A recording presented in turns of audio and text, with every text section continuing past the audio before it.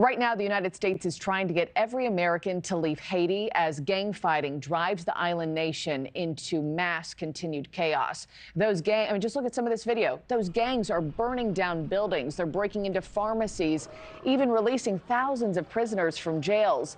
The violence has made it nearly impossible to get Americans out and needed aid in. The Florida Emergency Management Department has started scheduling daily flights to help. And Project Dynamo, an organization specializing in evacuating Americans in dangerous situations, is also there on the ground. So joining me now is the founder, Bryan Stern. He's also an Army and Navy veteran.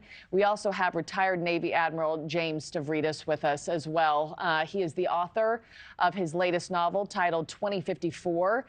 A novel. It's a sequel to his best-selling novel, 2034. So thank you both, gentlemen, for joining me this morning. Bryan, let me just start with you because you just got back from rescuing a group of Americans in Haiti yesterday. What more can you tell us about the situation there on the ground and your ongoing efforts right now?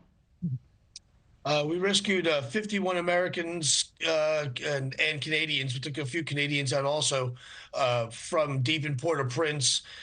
We had gunfire. With our helicopter on the ground, and it was pretty gnarly. We used a former military helicopter so we can carry more people. There are helicopters flying, but they're usually taking twosies and two and threes. We were able to take 21 in a shot. So it is very dangerous. It is very scary. But the reality is no one's helping our citizens. So that's why we're here. Yeah, you're stepping up to the plate. You're taking yourself into the line of fire and risking your lives to help these folks. Admiral, President Biden approved $10 million in emergency assistance there, and the Department of Defense says Haiti requires an international solution. You've commanded a multinational force as the supreme allied commander for NATO. So in your opinion, what has to happen in order to restore order in Haiti? First, I want to commend my fellow veteran Bryan for the work he's doing, getting people out. A good example of what veterans can do when they step up. In terms of the multinational force, you mentioned NATO. I also commanded a multinational force in Haiti.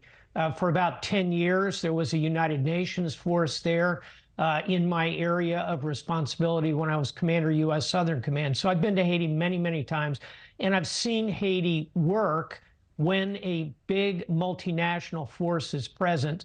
And big, it would take 5,000 to 7,000 troops, which is kind of a drop in the bucket compared to 150,000 in Iraq or 150,000 in Afghanistan.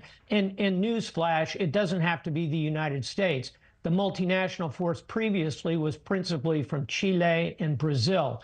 For this one that is being considered by the UN, looking at thousands of troops potentially coming from Africa, Kenya, for example. So I think it's time to get a multinational force in there to stabilize the situation. So folks like Bryan don't have to be stepping up and doing what they're doing so magnificently. Let's bring order to Haiti. Yeah.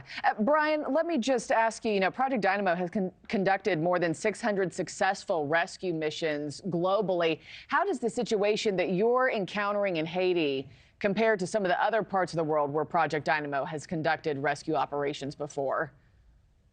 Yeah, so our ops yesterday as of yesterday, we're at 612. So the lower third is actually a little dated. That turns into over 7,000 people from Americans from Afghanistan, Sudan, Israel, Gaza, Maui. We did Russia, Ukraine, all kinds of places. Haiti is different because the government of Haiti exists. It's not non-existent. The Ministry of Foreign Affairs is open. The airport air traffic control is open. All kinds of things. So it's in a place of turmoil.